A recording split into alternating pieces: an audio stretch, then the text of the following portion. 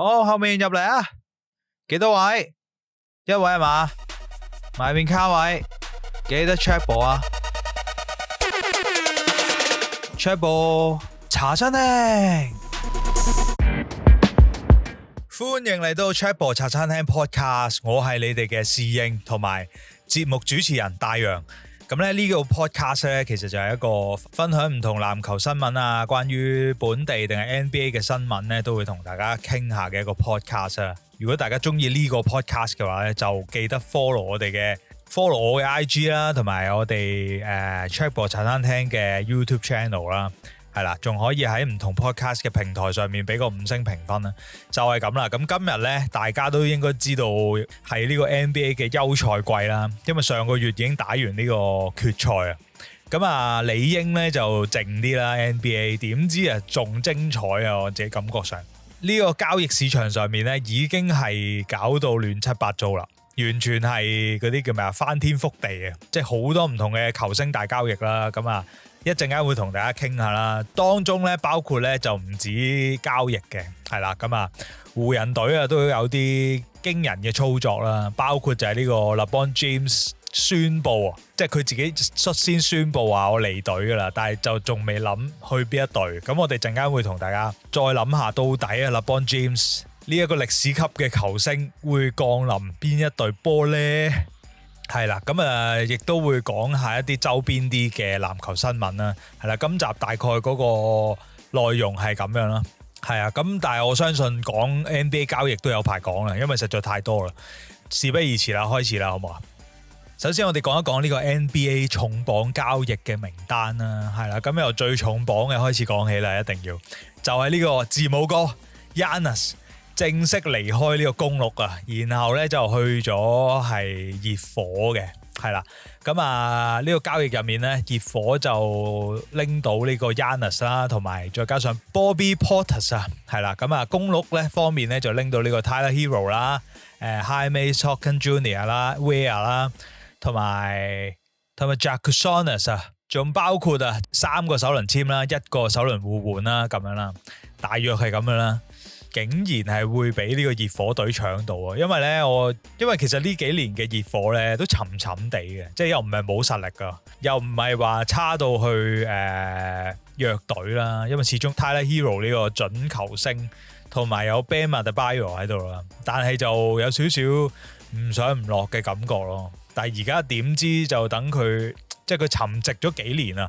準備晒所有籌碼，然後盡地一鋪拱晒落去換呢個 Giannis 咧，再加上咧有夾埋呢個 Portis 咧，因為 Portis 同 Giannis 係兩個已經夾咗好多年嘅拍檔嚟嘅，咁然後而家兩個一齊換過嚟，幾好嘅配搭咯。咁就會正選同埋後備嘅中鋒咧，都會有呢個射程啊，即係3分嘅射程咧，可以拉開空間俾 Giannis 任意妄為啊，喺個籃底嗰度不斷衝擊籃筐，係咯。咁啊，但係如果你問我咧，呢單操作咧係俾幾多分咧？我自己覺得熱火隊嘅話咧，我係俾 B 啊，係啦，我係俾 B 嘅，因為我自己覺得熱火隊咧係都拎咗好多嘢出嚟啊！即係好多球員出嚟，包括 Tyler Hero 啦，包括 Ware 啦，包括 Jaime Jackson Jr. 其實都喺嗰個輪替入面啊嘛。咁所以一下子抽走3個輪替球員，然後換咁都換翻2個翻嚟嘅，其實都好嘅。但係就有少少你而家睇翻熱火個陣容咧，就係喺呢個鋒線啊，即係包括中鋒啦，鋒線加中鋒上面咧，個陣容係非常之好噶。你諗下，5號位有呢個 Bam Adebayo， 4號位有呢個 Giannis， 3號位有呢個 Andrew Wiggins， 係啦，啱啱續咗約噶啦已經。咁其實係非常之強嘅一個陣容嚟噶，喺防守上面聞風喪膽啊，我諗。咁但係喺後衛上面咧，你而家抽走咗一個進攻主力嘅 Tyler Hero 咧，只係得翻呢個 Mitchell 啦，同埋 Norman Powell 啦。而 Norman Powell 咧喺我錄音嘅時間咧，已經宣布咗離開熱火啦。咁所以究竟 Norman Powell 嗰個位會由邊個頂上咧？即係得分後衛呢個位，甚至係成個進攻主軸啊！究竟會係邊一個頂上呢？我始終覺得咧 Giannis 唔係一個好頂級嘅一個持球進攻手，始終都係唔好俾佢做太多嘅持球進攻咧，會好啲。但係你而家冇咗 Tyler Hero， 咁咧熱火隊咧隨即咧都簽翻呢個 Tim Hardaway 嘅，係啊，但係 Tim Hardaway 始終。但係佢就唔係一個可以作為一個進攻核心嘅球員咯，只係一個得分手嘅角色咯。所以究竟得分重任會落喺邊個度呢？熱火隊係仲要諗下嘅，同埋可能今年呢個陣容都冇乜可以再補強嘅空間啊，所以就暫時都仲係有缺陷喺上面咯。呢個熱火隊咁公鹿隊呢，我自己感覺。公鹿隊咧，我自己俾 A 嘅。如果評價嚟講，因為始終拎到 Tyler Hero 啦，Tyler Hero 係一個仲年輕嘅一個準明星級球員啦，係啦，即係仲可以轉售嘅。而家只係26歲嘅啫，係啦。咁你就算俾佢打一年之後，你再賣去其他球隊，都係非常好嘅一個資產啊，唔會話佢嘅價值會慢慢流失咁樣，係甚至。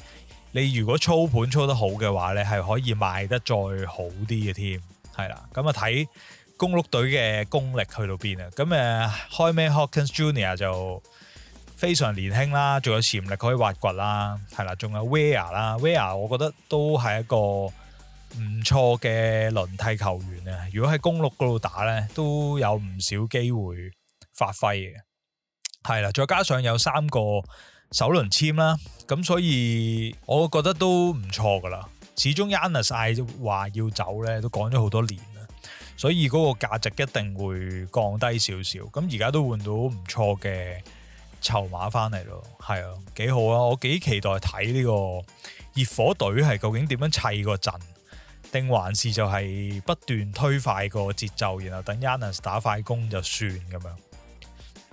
係啊，幾有趣嘅一個交易。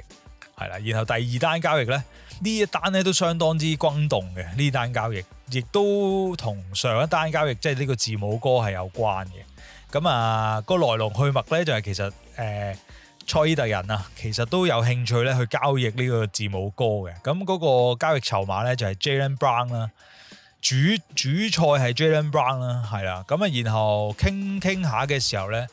公鹿隊咧話想要呢個賽爾特人隊嘅年輕球員 Hugo Gonzalez， 但係賽爾特人隊就竟然唔肯放手，係啦，為咗一個年輕球員未打出名堂嘅年輕球員啦，竟然為咗一個年輕球員而放棄交易字母哥翻嚟，係非常之令人難以相信。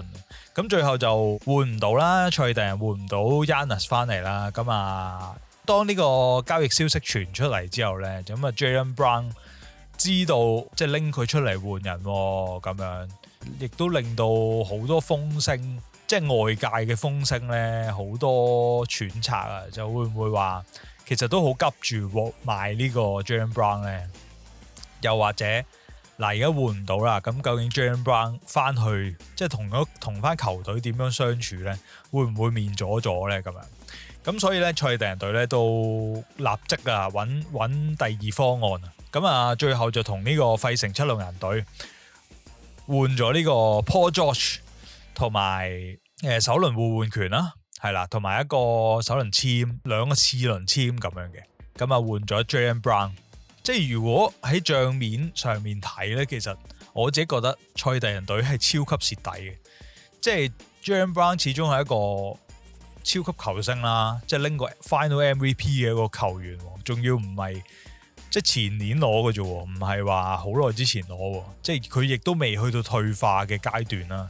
甚至上年嗰個常規賽數據係最好嘅表現啦，係啊。咁但係喺呢個情況之下賣走佢，換翻嚟嘅竟然係一個已經係退化緊嘅一個鋒線球員 Paul George。你見到上季 Paul George 開頭嘅時候都係退化晒，即係個表現完全同 Jaylen Brown 唔係同一個級數。咁所以呢一筆交易對於賽爾特人隊咧係降級咗，即係陣容上面係降級咗。然之後亦都冇換到好多首輪簽翻嚟，所以我諗如果係賽爾特人隊嘅球迷一定會好失望，係啦，又唔係可以補強，又唔係話可以轉換一個新嘅打法去提升球隊，而係揾一個弱化版嘅一個相同類型嘅球員打翻相同嘅一個套路，即係自己降級咗自己個陣容咁樣咯，係啊。咁而喺呢個費城七六人隊上面咧，我自己覺得就佢做得非常之好嘅，因為其實七六人隊都好明顯係需要係打算衝冠嘅。由佢換 Paul George 翻嚟，由 Embiid 拎到 MVP 之後，七六人隊係需要衝冠嘅。我諗嗰個目標咧都幾明確嘅，但係就係因為傷病啦，所以咧咁就令到七六人隊又有少少時間去養一啲新人咧，包括上年選翻嚟嘅呢個新手呢個 Ashcon， 係咯，咁佢都表現得好好嘅。但係而家竟然可以有一個機會將 Paul George 再升級做呢個 Jaylen Brown 咧，而且付出嘅籌碼又唔算好多啦，即係大約係2個首輪簽嘅籌碼就可以升級咗陣容咯。所以其實我連 Paul George 點解會有人想要呢？我都覺得係好神奇嘅，因為你會見到上季七六人 Paul George 嘅表現已經唔係好啦，再加上有傷啦，跟住份約咧係超級大約啊嘛，我以為已經會變成一個份係爛約，然後唔會有球隊再對佢有興趣，慢慢行完呢幾年呢，咁就約滿就離開七六人隊咁樣嘅，但係點知竟然係波士頓係拎 Jaylen Brown 嚟換一個 Paul George 翻嚟，竟真係嚇我一跳呢一個交易，所以都幾神奇嘅。係啊，對我嚟講嗱，七六人換到呢個 Jaylen Brown 翻嚟咧，我自己係俾 A 嘅，係啦。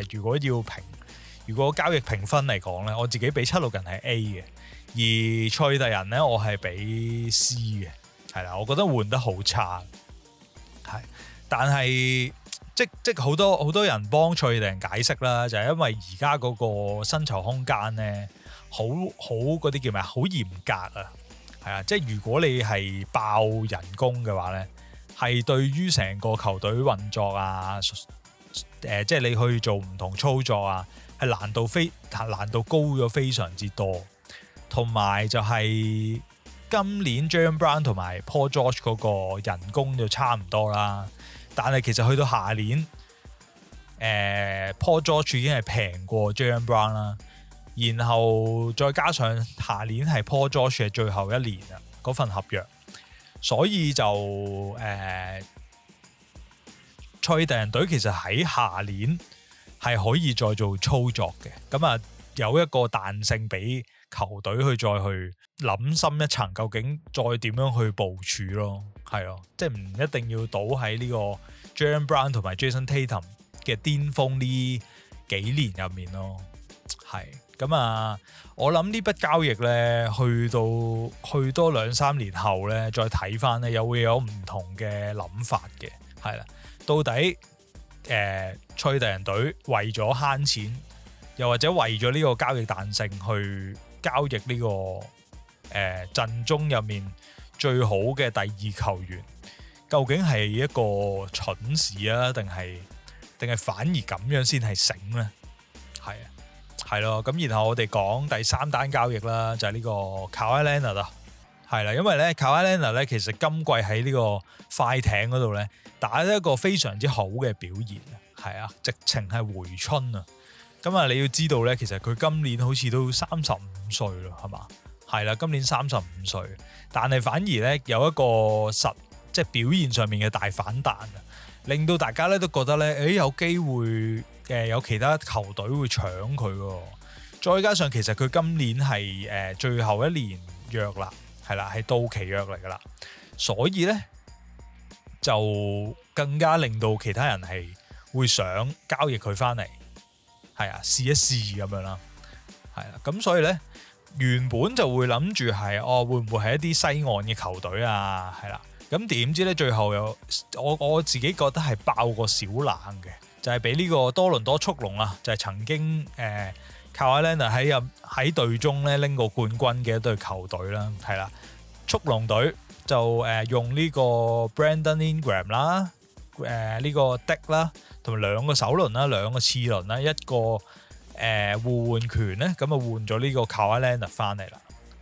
我自己覺得都幾神奇嘅，因為其實速龍隊咧算係一個叫做咩小城市啦，好少聽到佢哋會講話有啲咩交易傳聞嗰啲嘅，咁然後突然之間咧就哇竟然 target 咗 Kawhi Leonard，然後竟然搞掂埋咯咁樣，咁然後我自己覺得都做得幾好嘅，因為其實 Brandon Ingram 咧喺速龍好似打咗2季係嘛，然後呢2季入面咧咪打1季喎，咁我記得係唐我咧係放走佢嘅時候咧個價錢都幾抵嘅，係啊，即係速龍隊少少係嗰啲趁平就換佢翻嚟啦咁樣。其實 Ingram 同埋速龍隊嗰個陣容上面嘅配合性咧，未係去到好，但係就速龍隊其實我自己感覺上係換咗翻嚟先，然後再有機會咧就去再升級呢一個位置咁嘅感覺。咁然後喺呢個2026年呢一個休賽季就可以做到呢一個操作啦，就係用 Brandon Ingram 換咗呢個 Kawhi Leonard 翻嚟，我覺得係非常之聰明，而且係好有遠見嘅一個部署咯。速龍隊係啊。咁啊，其實速龍隊缺嘅一樣嘢就係佢喺關鍵時候嗰個得分咧，真係差少少。咁所以就係話用呢個 Brandon Ingram 換 Kawhi Leonard 翻嚟 ，Kawhi Leonard 可以打翻今年呢一個水平嘅籃球咧，我覺得速龍隊係做得好好，係啊。咁但係就始終佢都35歲，咁同埋再加上係 Kawhi Leonard 係咯。唔知佢會唔會驚啦，係啊，咁所以如果你問我速龍隊嘅交易評分會係幾多，我自己會俾B 加啦。我唯一 concern 就係 Kawhi Leonard 嗰個狀態同埋健康係點樣咯。如果係健康嘅，係幾好嘅一個交易，但係始終佢個年紀比較大啊。好難講啊，真係係啦。然後如果你話快艇隊咧，快艇隊得到呢個 Brandon Ingram 同埋 Dick 咧，都係 Brandon Ingram 就係一個點樣講啊？當打即係28歲啫，而家都又唔係後生又唔係老啦，28歲。然後 Dick 就真係後生啦，然後再加上2個首輪簽，其實我覺得快艇隊係做得超級好。因為在我而言咧，一早喺就係呢個 Westbrook 加呢個咩哈登，再加 Kawhi Leonard 係嘛，再加埋 Paul George 係啊，再加埋 Paul George 呢一個陣容入面，咁樣都衝唔到冠，然後 Paul George 係離開咗快艇隊，已經係快艇最後嘅希望嚟㗎啦，即係快艇隊嘅奪冠嘅希望已經係玩完咗啦，喺嗰一個 moment 入面，所以咧其實應該係要嗱臨重建嘅。但係咧，快艇隊係一個洛杉磯嘅球隊啊嘛，佢唔可以重建啊嘛，所以就你會見到就係 Kawhi Leonard 仲喺度努力咁樣捱住啦，係啦。咁然後而家竟然係可以換到一個叫做準球星啦，係嘛 Brandon Ingram， 再加上有 Dick 啦，再加上有首輪簽啦。係一個非常好嘅操作嚟嘅，甚至其實喺2季之前咧，我覺得 Kawhi Leonard 係一個負資產嚟嘅，係啊，即係成日都唔知佢幾時先會復出啦。然後佢又次都幫唔到快艇去喺呢個 playoff 入面去行多一步，所以快艇嗱臨清走 Kawhi Leonard，我覺得係首要目標嚟嘅，一路以嚟都係。咁而家清得走，仲要唔使貼一啲首輪簽出去，係非常之好。咁然後你會見到快艇隊喺而家呢個嘅陣容入面咧，有呢個 Ingram 啦，再加上加蘭啦，都係我諗作為球迷都可以期待一下啦，係嘛？雖然個陣容都唔係十分好噶啦，係啦。哦，同埋最近簽咗呢個八村壘啊嘛，我覺得係應該會有球迷中意，但係成績點樣咧就都唔會好啦，快艇隊就係咁樣咯，係啊，我哋錄咗幾耐？好，我哋仲有其他嘅交易嘅，我哋咧不如唞一唞先，轉頭翻嚟咧再傾一傾剩下落嚟嘅 NBA 交易。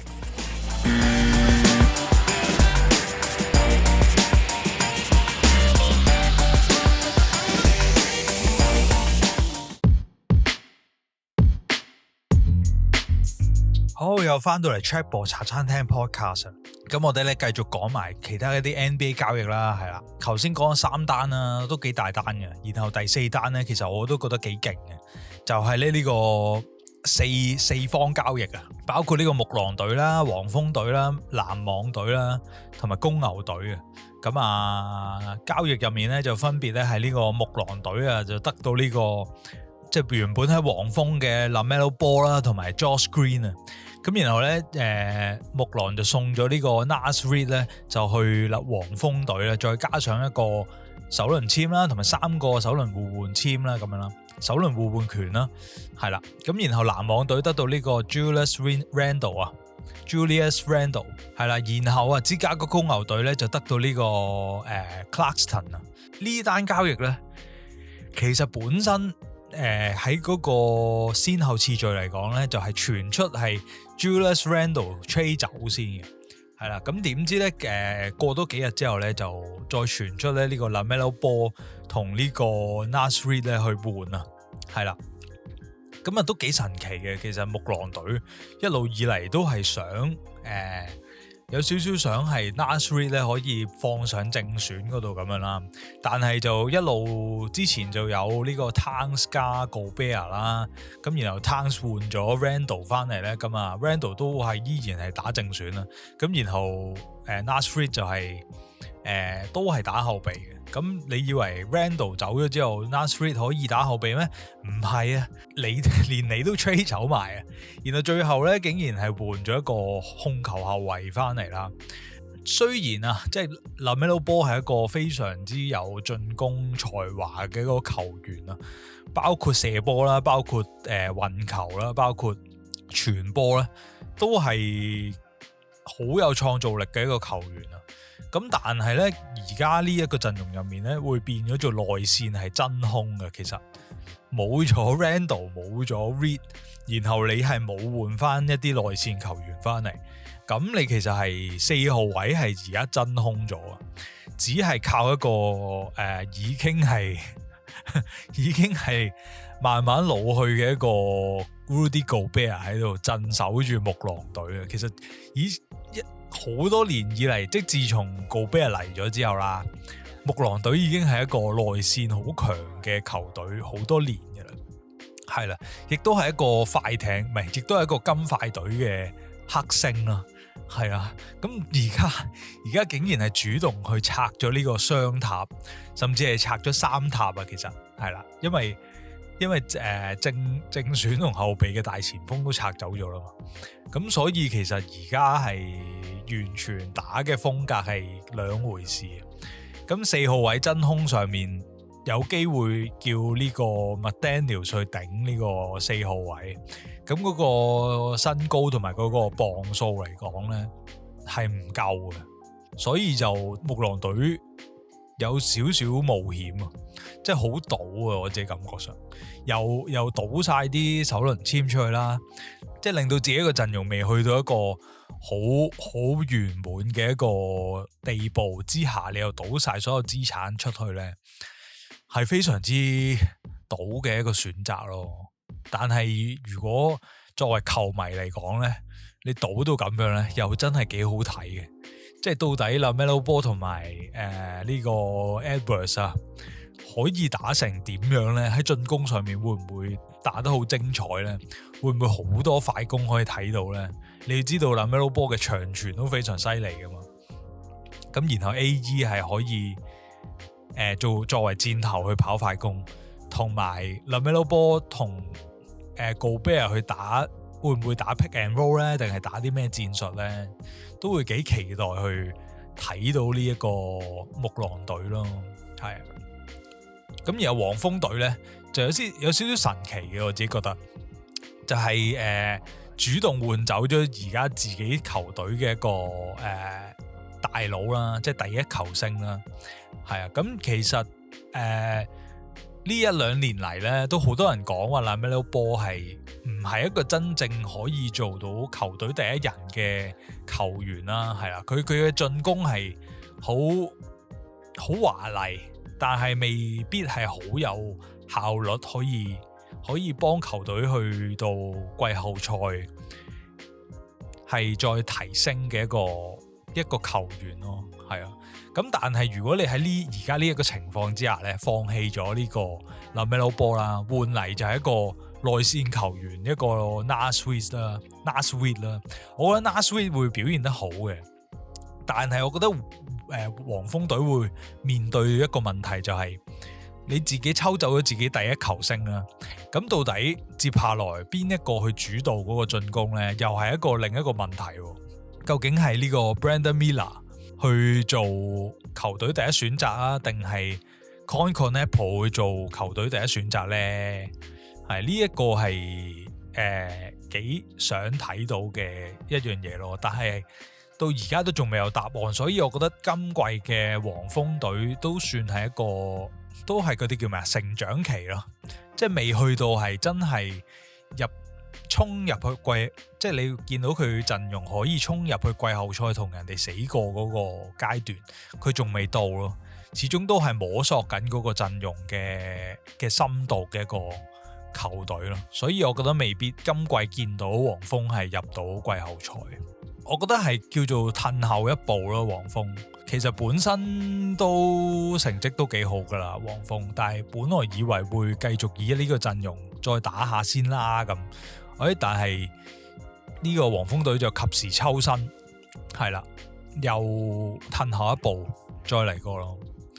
然後就呢個籃網隊就拎到呢個 Julius Randle 啦，成功拎到一個首輪嘅選秀啦。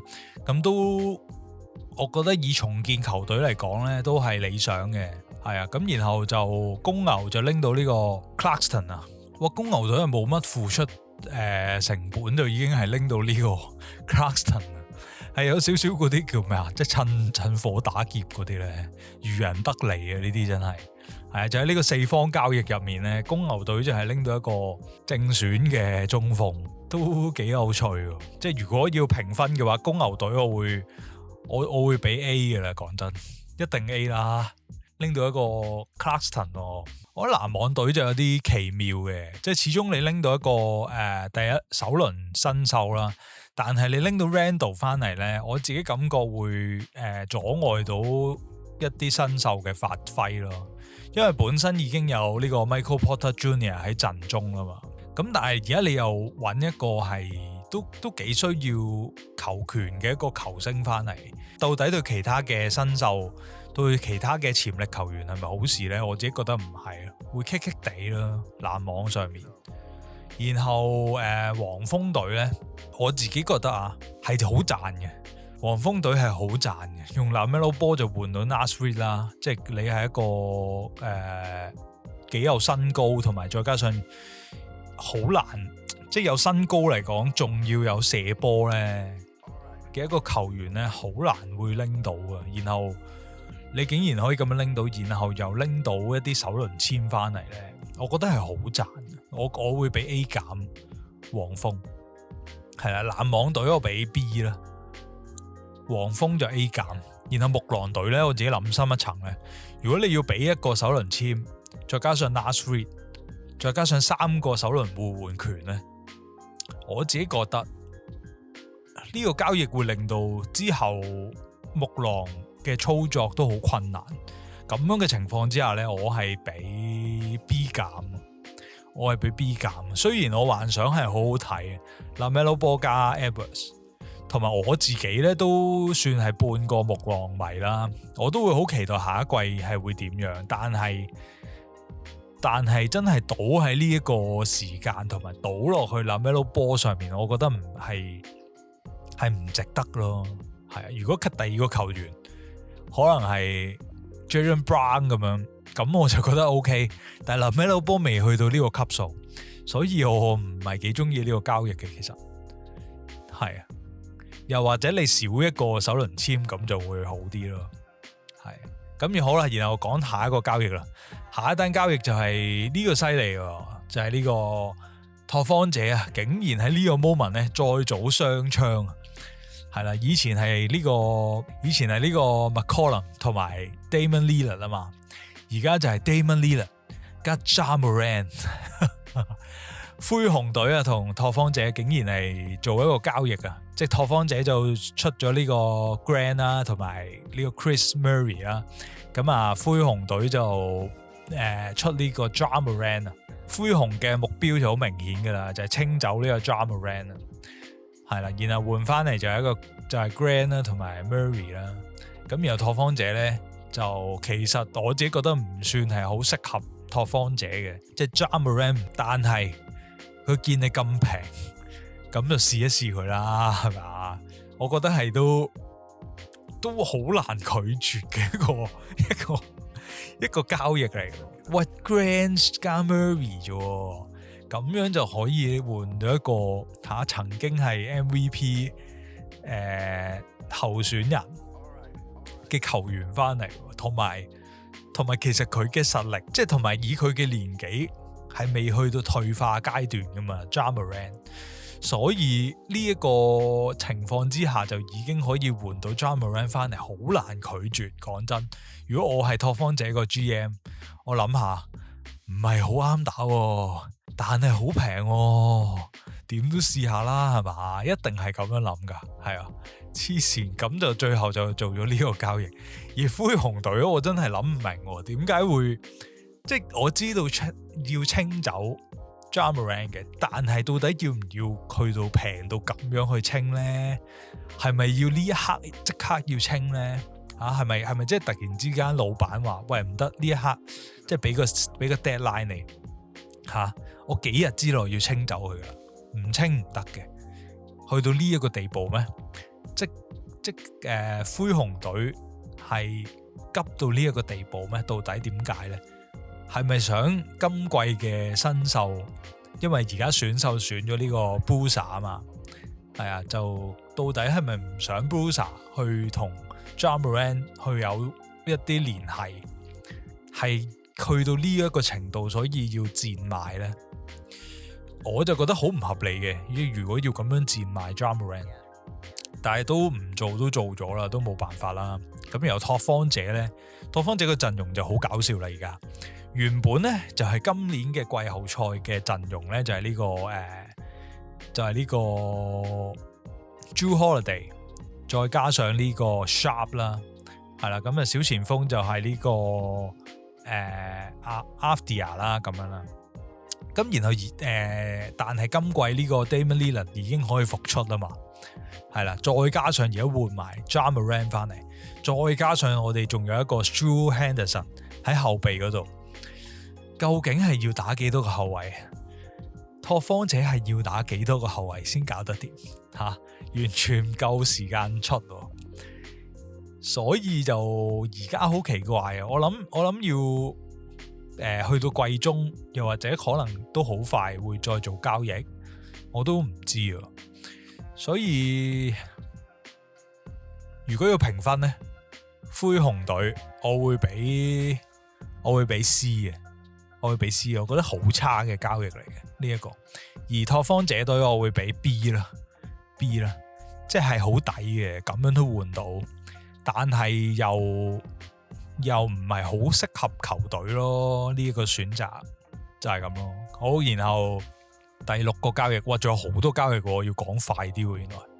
好，第六個交易就係呢單呢，就關乎人事啦。不如呢單呢，留翻之後先講，留翻一陣間先講。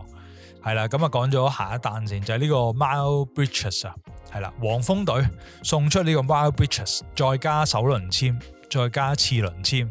就去同太陽咧換咗呢個 Grayson Allen 同埋 Royce O'Neal 嘅，係啦，再加埋一個首輪簽，係啦，咁啊互相換一個首輪簽咁樣啦。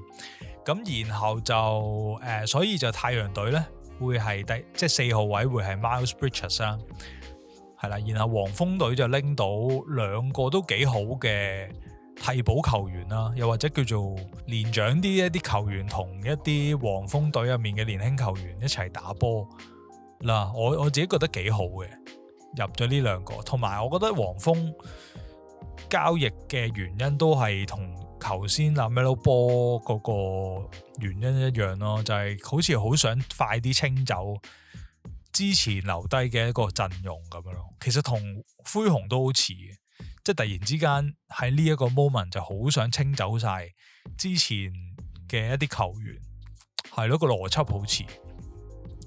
咁啊，我覺得對太陽嚟講係幾好嘅操作嚟嘅，即係因為4號位都俾你補埋，唔使付出好多嘢。因為 Grayson Allen 一早就其實都想換走啦，雖然佢係一個好好嘅射手啦，咁你一路以嚟都想換走嘅情況之下呢，都可以換到一個正選級數嘅球員呢，我覺得係幾好。係啦，我會俾太陽隊係 B 加嘅，係啦，換得幾好。然後黃蜂隊咧，我自己覺得咁成功清走 Miles Bridges， 令到嗰個球隊文化去做一啲轉變咧，都唔係唔好嘅事嚟嘅。再加上 Grayson Allen 同埋 Royce O'Neal 都係可用嘅人啦，所以我會俾 B 啦，我會俾 B 啦，係啦。咁啊，大小小嘅交易咧，都講到嚟呢度差唔多啦，咁然後接下來呢，我哋就會講呢個湖人隊嘅操作，即係唔係專登話因為湖人隊多球迷，所以就專登揾個時間嚟講湖人啊，完全唔係咁樣，係因為喺呢一個交易市場開嘅時候呢，湖人真係做咗太多嘢啦，做咗太多操作啦，係啊。因為其實隊中咧都好多人係圓約嘅，包括呢個 LeBron James 啦，包括呢個 Austin Reeves 啦，包括呢個八村壘咧都係圓約嘅。咁所以呢一下子要續咁多約咧，其實湖人都好頭痕嘅。同埋再加上咧喺呢個好早嘅階段咧，其實呢個 LeBron James 咧有公開宣布咧，佢係唔會留隊㗎啦。下季佢會去另一隊球隊嗰度打波啦，係啦。咁所以咧，其實湖人隊咧又要諗多啲嘢咯。到底冇咗 LeBron James 之後嘅湖人隊會係一個點樣嘅模樣呢？因為原本咧，我諗好多人都會幻想就係LeBron James 會留隊啊。係，我覺得好高機率係會留隊打多年，然後就退休走人，即係退休咁樣啦。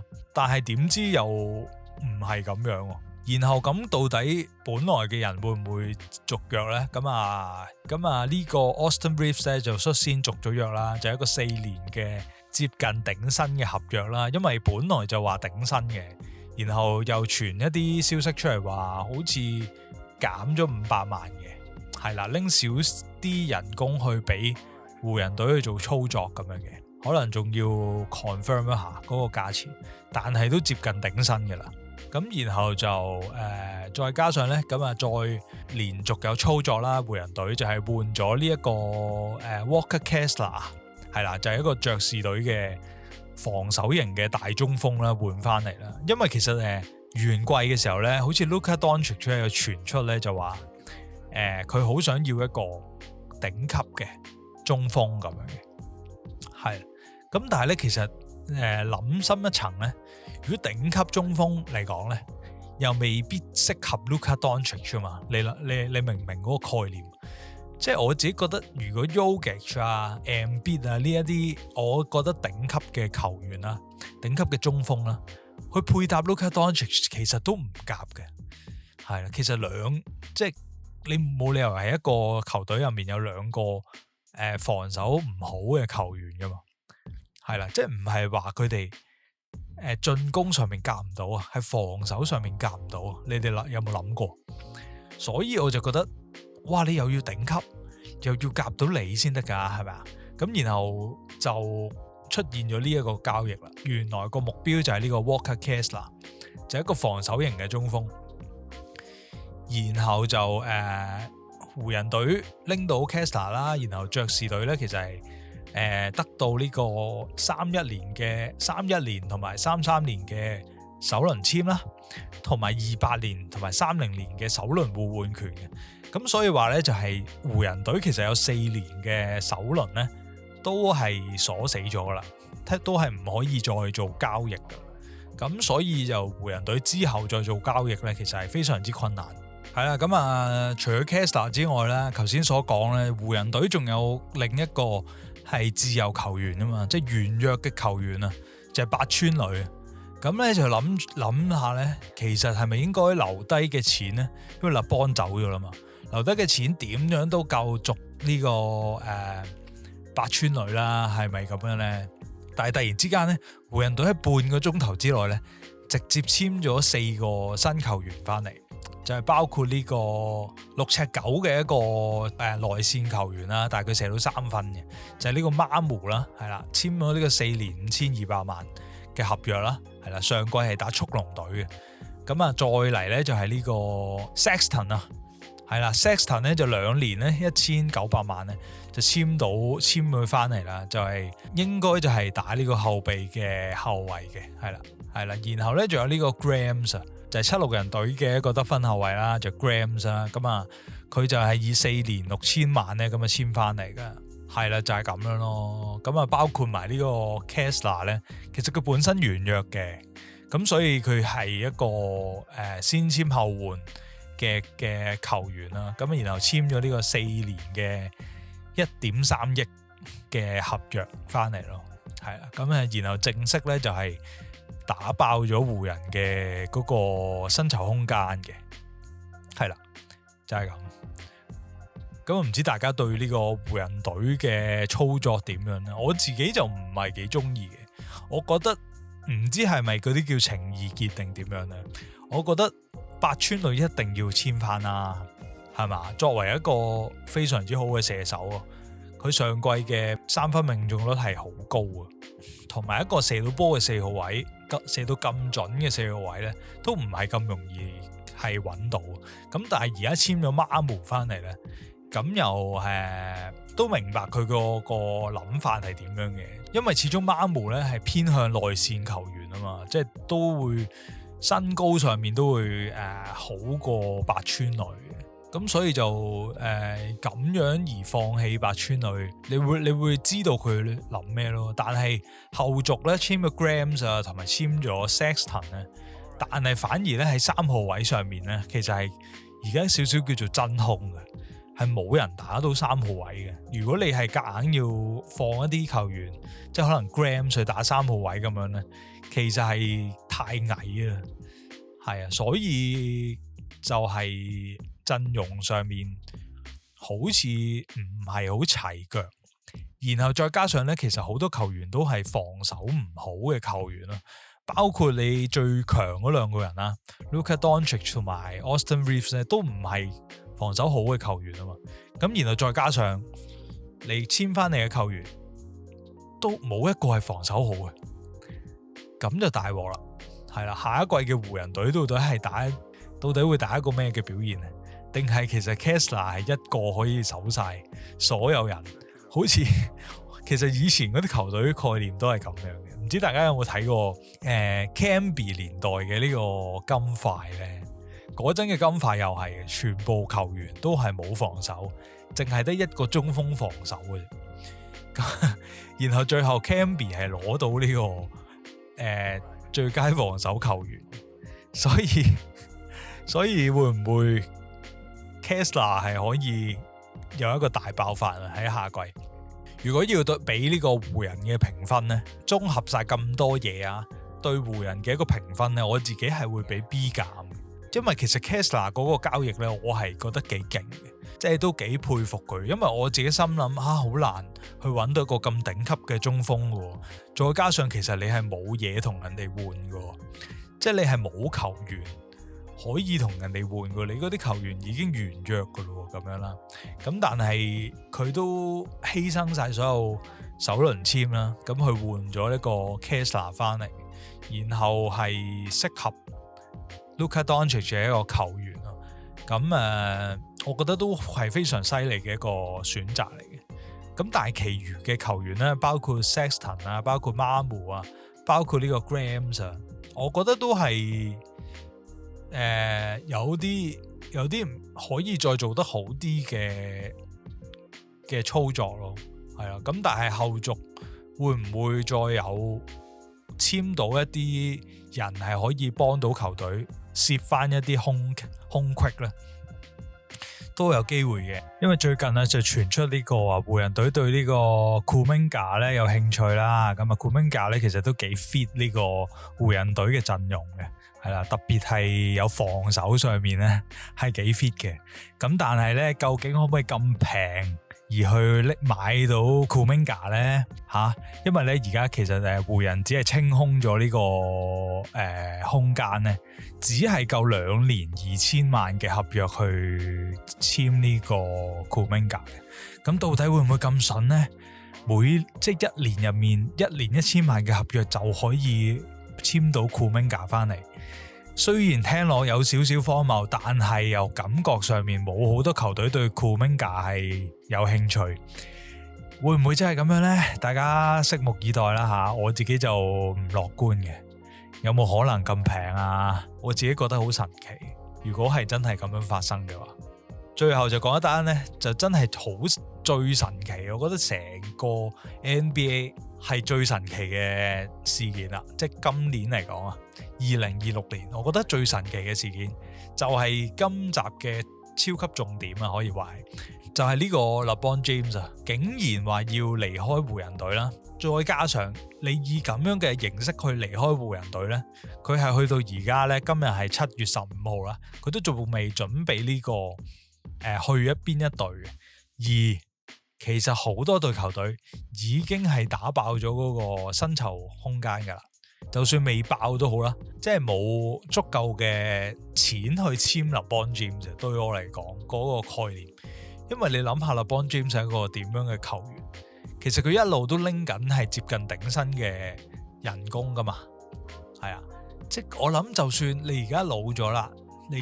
減薪好啦，點樣都2000萬啩，係咪？2-3千萬走唔甩啩，係嘛？但係而家傳出嚟嘅球隊，包括啦有呢個勇士隊啦，包括騎士隊啦，包括有熱火隊啦，係啦，仲有冇啊？其他就好似未有傳出嚟。我仲有木狼隊啦，係啦，呢一啲球隊咧都係已經係接近冇錢噶啦。所以我唔知道究竟 LeBron James 係可以去邊一隊？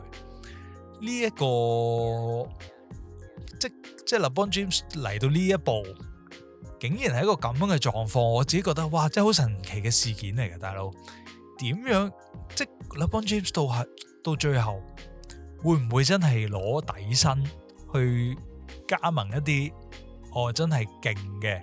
有機會即係季後賽球隊啦，簡單啲講，甚至有機會衝冠嘅球隊，會唔會係咁呢？定係去翻一啲有錢嘅，即係可能嗰啲咩籃網隊嗰啲，冇可能啦，係嘛？係咯，所以到底 LeBron James 會點樣揀呢？嗱，我哋可以分析一下嘅，係啦。首先呢，其實勇士隊咧，其實係傳得最勁嘅，係啦，傳得最似層層嘅。因為其實作為呢個流量密碼啦 ，LeBron James 啊，同埋佢其實好 enjoy 嗰啲操控嗰啲輿論啊，即係製造話題嗰啲咧，佢最中意啦，係啦。咁然後如果你去到勇士咧，係另一個流量密碼嚟噶嘛，你自己諗下 Curry 加 LeBron James 係幾咁好睇嘅個畫面，係嘛？再加上其實你陣入面係仲有 Jimmy Butler 啦，仲有 Draymond Green 啦。如果你真係底薪加盟呢個勇士隊，究竟會嗰個陣容係華麗到一個程度嚇，係超級瘋狂嘅狀態嚟㗎啦，係啊，即係好似以前嗰啲咩湖人咩 Big Four 嗰啲咧，嗰啲級數咯。但係其實搞 Big Four 咧係冇一次係有好結果嘅。除咗 KD 嗰次咯，係嘛？除咗勇士簽 KD 翻去嗰次之外啦，其實搞嗰啲咩4個超級明星同一隊嗰啲咧，係冇好結果嘅，每一次都。所以但係唔好理啦。LeBron James 去勇士搭呢個 Curry 係真係好誇張嘅畫面嚟，好夢幻啊成個畫面。你唔好理佢嗰個比賽內容，係啊，但係就係如果你真係落場打嘅，你諗下個陣容會點樣擺？即係 Draymond Green 打中鋒，然後 LeBron James 打4號位，Jimmy Butler 打3號位，然後得分後衛 Moody 咁樣，然後搭埋 Kirby， 係矮到點樣嘅一個陣容嚇？Draymond Green 加 LeBron James， 再加 Jimmy Butler， 咁樣嘅陣容係真係好事咩？定係其實要擺翻個中鋒啊，大佬？係啊，同埋我覺得 LeBron James 同埋 Jimmy Butler 再加 Draymond Green 其實個角色好重疊啊。詹士其實係做到 Jimmy Butler 所做嘅嘢，亦都做到 Draymond Green 所做嘅嘢。到底係咪要3個同場呢？我就覺得好奇怪呢一個畫面就。如果你真係要落場打，就好似好大材小用咯，喺角色上面，所以好撞嘅。但係就畫面好睇咯，我稱為如果去勇士隊嘅話，畫面好睇係啊。然後下一隊啦，騎士隊啦。騎士隊就因為始終 LeBron James 都係騎士，即係騎士係佢屋企啊嘛，係嘛？咁佢翻去一定最好噶啦，即係嗰個喺一個話題性上面咧，再加上佢之前都翻過去啦，同埋佢上次翻去都幫到球隊拎冠軍啦。咁今次翻去個陣容上面又真係幾好喎，即係你諗下 Allen 再加 Mobley。再加 LeBron James， 再加 Mitchell， 再加 James Harden， 係咪啊？係都幾恐怖嘅一個陣容。再加上其實佢本身就係騎士出嚟噶嘛 ，LeBron James 會唔會真係翻去呢？會唔會真係嗰個故事寫得咁完美呢？即係個劇本啊，就係以前我拎唔到冠軍我就走咗。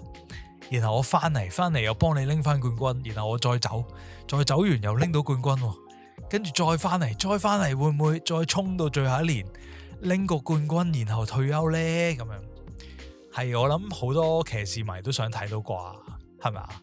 有冇騎士迷會想睇到呢一個畫面？咁然後第3隊啦，就係熱火隊啦。熱火隊去到而家呢一個程度呢，就係頭先我都有講啦，喺講交易嘅時候都有講啦。咁啊就係有呢個 Bam Adebayo 啦，有 Giannis 啦，字母哥啦，有 Andrew Wiggins 啦。其實詹士打3號位都得㗎，詹士打3號位，然後 Wiggins 打翻2號位，係咪？其實都嗰個陣容都幾靚㗎。如果熱火隊嘅話。再加上以前佢已經去過熱火隊啦嘛，即係佢有一個幾好嘅，即係佢都了解以前嘅一個文化啦嘛。即係點樣講？即係詹士都曾經喺嗰度生活過，以呢一個地方嚟做一個最後一站，喺呢一個位度退休，其實都幾好睇嘅個畫面。再加上就係哇個陣容靚到咁，係真係可以衝擊冠軍嘅一個陣容。再加上熱火隊嘅教練，亦都係曾經合作過啦，亦都係非常好嘅一個教練啦。熱火隊咁，所以我自己個人覺得啊，其實熱火隊係最好嘅選擇。我自己感覺上面係最好嘅選擇，但係前提係 LeBron James 要接受底薪咯，係嘛？即係其實所有嘢嘅前提都係 LeBron James 要接受底薪，先至可以同呢幾隊球隊簽到約。即係我自己覺得啦，就係熱火隊係最好嘅一個選擇。其實我之前好似錄節目入面都有講過，但係嗰個情況好唔同嘅，唔同而家嘅熱火隊係有 Giannis 啊。之前我覺得其實熱火隊嗰啲叫咩啊，棘住喺中間啊，唔上唔落嘅感覺咧，係好適合 LeBron James 去退休啊，係啦，即係打多年去做一個巡迴嘅比賽。巡迴表演，然後就退休啦咁樣咧。咁我覺得係好適合 LeBron James 作為呢個最後一站嘅。咁但係而家個情況又好唔同喎，而家係要衝冠噶咯，熱火隊。咁但係喺呢個如果 LeBron James 加入到去加入到呢一個陣容入面去衝冠呢，其實又有啲競爭力嘅熱火隊。咁所以呢，我自己覺得最好嘅選擇就係熱火隊。但係如果你問我真心預測嘅話呢，LeBron James 會去邊一隊？我覺得一定係騎士隊。講真，我覺得一定係騎士隊，因為到而家 James Harden 啊都仲未續約噶。其實唔知大家知唔知道 James Harden 都仲未續約啊？會唔會有機會就係 James Harden 嗰份約減薪減到去俾球隊簽到 LeBron James 呢？我覺得係好有趣嘅一件事嚟嘅。即係其實 James Harden 唔係冇試過減薪而去幫球隊簽人噶啦，成日都有試過噶啦 James Harden。所以就係呢一個原因，就係錢呢個原因咧，令到騎士隊成為最有可能嘅球隊選擇咁樣咯。係啊，所以要我預測嘅話，我覺得90%都會去騎士隊噶啦。係啦，咁啊唔知大家覺得 LeBron James 下年會去邊一隊？歡迎喺留言嗰度同我講啊。係啦，咁啊今集嘅時間差唔多啦，講咗好耐喎，哇黐線，我講得太長喎好似。係啦，咁啊希望大家中意呢一個節目啦。如果大家中意呢一類型嘅 podcast， 記得 follow 我嘅 YouTube channel 啦，同埋喺唔同嘅 podcast 平台度俾個5星評分啦，就係咁啦。咁我哋下個月呢，就8月呢先至會出下一集嘅，因為我哋係每一個月更新嘅。係啦，大家可以喺 YouTube 或者 IG 度揾我都得嘅。係啦，就係咁啦。咁我哋今集就差唔多啦。Chatbot 茶餐廳要收鋪啦。係啦，咁我哋下個月再見，拜拜。